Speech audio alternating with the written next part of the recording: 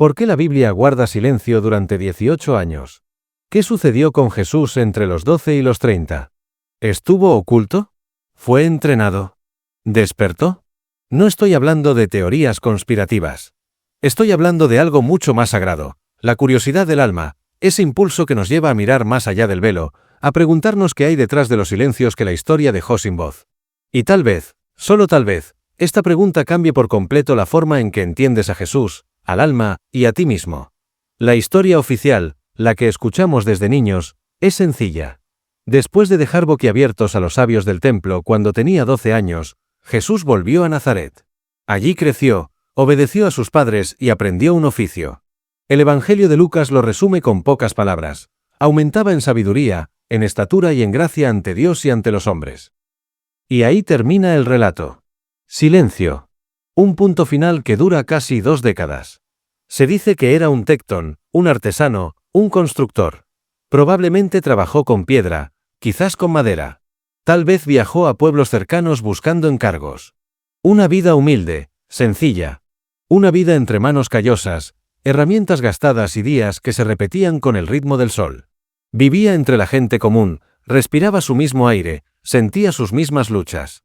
Era judío, fiel a la ley, asistía a la sinagoga, participaba en las fiestas y peregrinaciones. Su mundo era la Judea ocupada por los romanos, un lugar tenso, cargado de fervor religioso y opresión política. Allí convivían fariseos, saduceos y esenios, cada grupo con su propia visión de Dios, de la pureza, del poder. Jesús creció en medio de esa efervescencia espiritual, viendo sacerdotes discutiendo sobre la ley, campesinos orando por libertad y soldados extranjeros marchando por las calles polvorientas. Todo eso moldeó su mirada, su corazón, su espíritu. La versión común dice que esos 18 años fueron simples: trabajar, estudiar las Escrituras, esperar, prepararse en silencio. Pero, ¿de verdad eso explica lo que vino después? ¿Explica el salto inmenso entre el joven carpintero y el maestro que desafió imperios con palabras que aún resuenan siglos después? ¿Puede una vida tan normal producir enseñanzas tan trascendentes, tan fuera del molde? Incluso en la antigüedad, la gente se hacía las mismas preguntas. Y cuando el silencio es demasiado grande, la imaginación humana lo llena con historias. Así nacieron los llamados evangelios de la infancia, relatos antiguos donde el niño Jesús realiza prodigios, modela pájaros de barro que cobran vida, fulmina a quienes lo molestan, deslumbra a maestros con un poder casi salvaje. ¿Son historias reales? Los estudiosos dicen que no, que son leyendas, mitos nacidos del anhelo. Pero revelan algo profundo: la humanidad no soporta el vacío. Queremos saber qué ocurrió en ese silencio. Queremos entender cómo el hijo del carpintero se convirtió en el hombre que cambió la historia espiritual de la humanidad. Y es que, a veces, el silencio no es ausencia. A veces, el silencio es el lugar donde la conciencia despierta. ¿Qué pasaría si la preparación de Jesús no hubiera sido una vida ordinaria? ¿Y si, en lugar de pasar esos años simplemente tallando piedra y madera, los hubiera dedicado a tallar su propia alma? ¿Y si el silencio fuera en realidad un viaje, uno que lo llevó más lejos de lo que jamás imaginamos?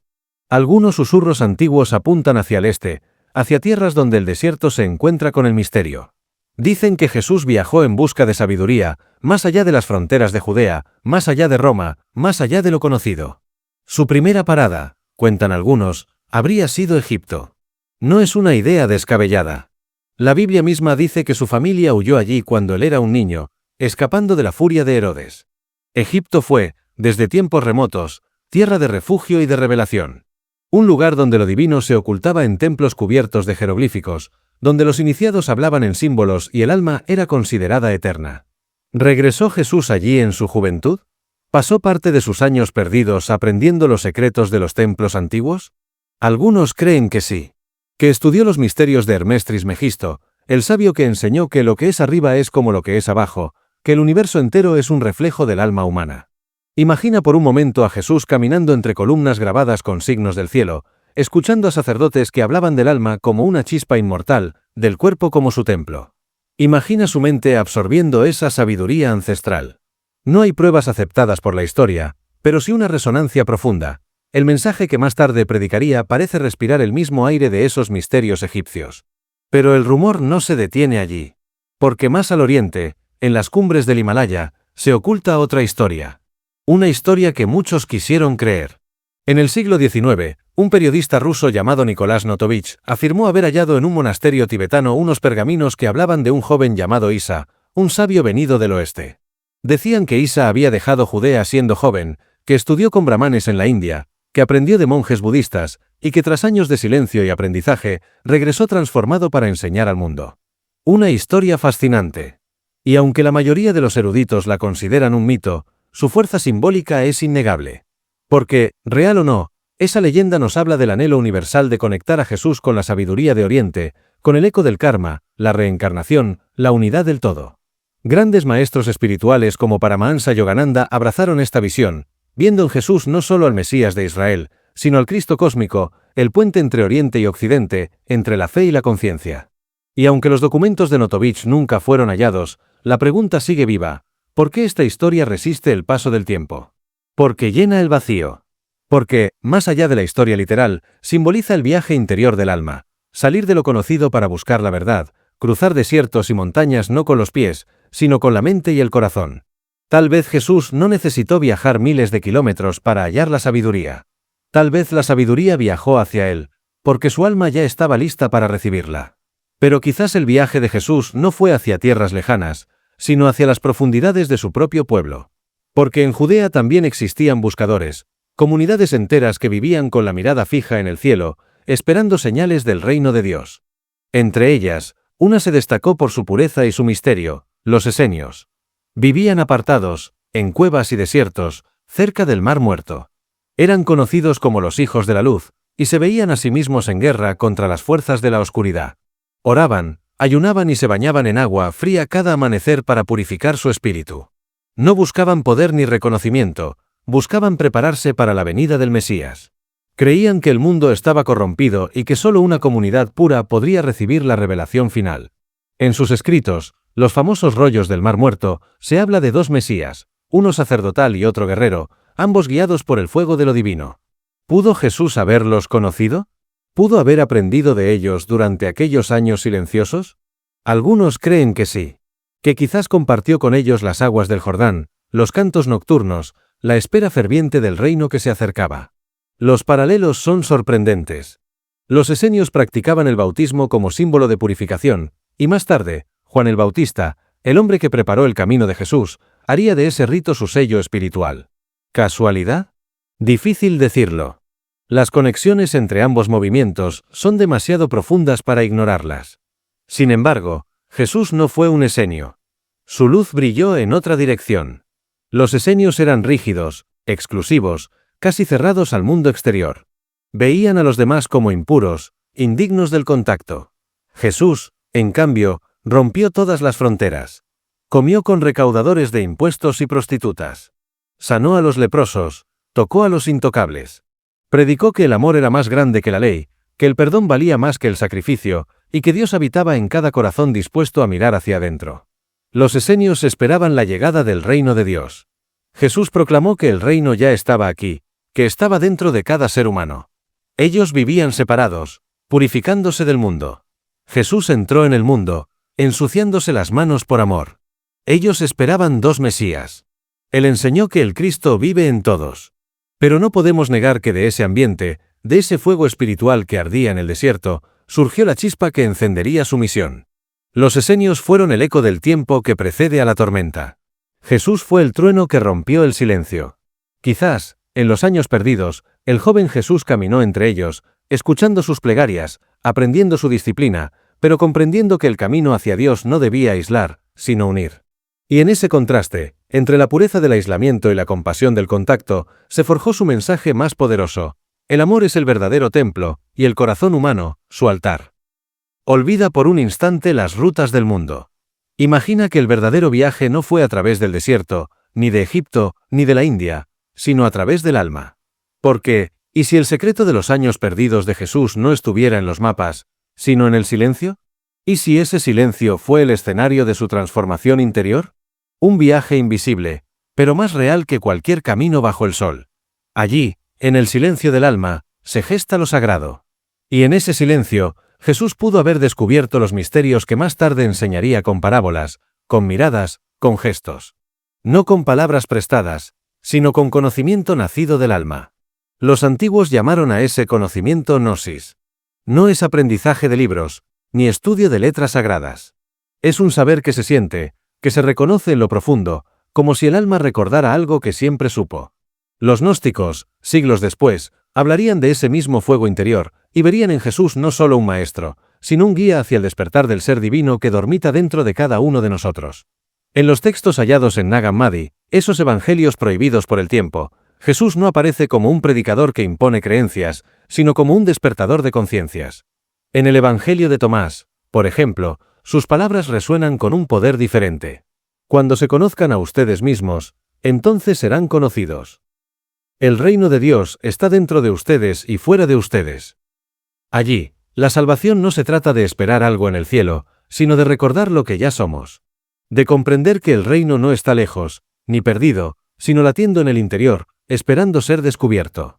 Algunos textos gnósticos hablan de unir los opuestos dentro del ser, lo masculino y lo femenino, la luz y la oscuridad, lo humano y lo divino.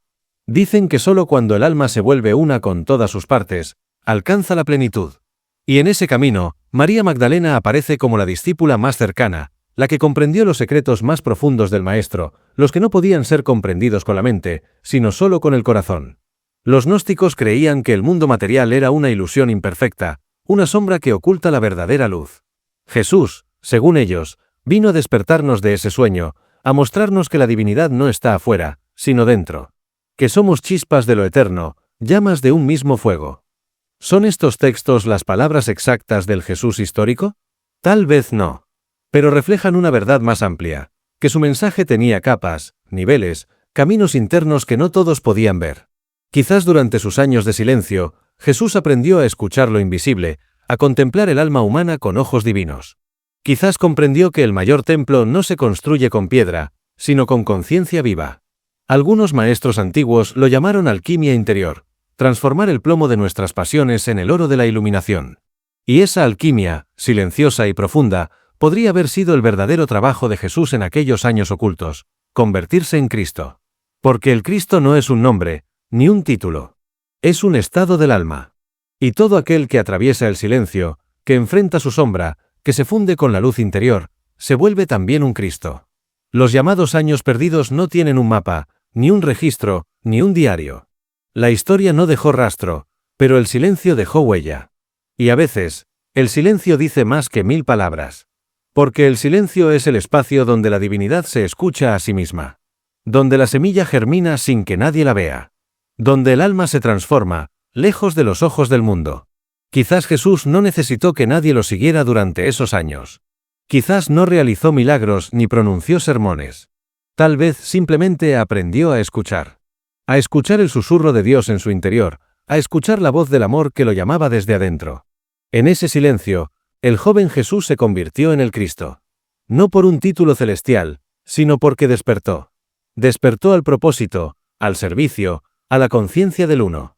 A ese estado donde no hay separación entre Dios y el hombre, entre cielo y tierra, entre espíritu y materia. Los antiguos maestros decían que, antes de que la luz ilumine al mundo, debe aprender a iluminarse a sí misma. Jesús, durante esos años ocultos, fue la llama que aprendió a arder sin consumir. Fue el aprendiz que descubrió el misterio en su propia respiración. Y cuando el silencio terminó, emergió preparado. El fuego estaba listo. Las palabras que pronunciaría, los gestos que cambiarían vidas, habían nacido en esa forja invisible del alma. 18 años de oscuridad que dieron origen a 3 de pura luz. Pero este misterio no es solo suyo. Porque todos, en algún momento, vivimos nuestros propios años perdidos, etapas de soledad, de espera, de silencio, donde nadie nos ve, donde el mundo parece haberse detenido. Sin embargo, allí, en ese aparente vacío, el alma trabaja. Allí, en lo invisible, se forja el oro del espíritu. Jesús tuvo su silencio. Y tú también tienes el tuyo. No lo temas. No lo llenes de ruido. Honra tu propio desierto. Porque es allí donde se despierta la sabiduría que no se aprende con libros, sino con el corazón. Los años perdidos de Jesús no son un enigma que deba resolverse. Son un símbolo vivo del proceso que todos atravesamos para encontrarnos con lo divino en nosotros. Nos recuerdan que antes de manifestar luz, debemos aprender a sostener la oscuridad. Que antes de guiar, debemos aprender a caminar solos. Y que antes de hablar con voz celestial, debemos escuchar el silencio de Dios dentro de nosotros.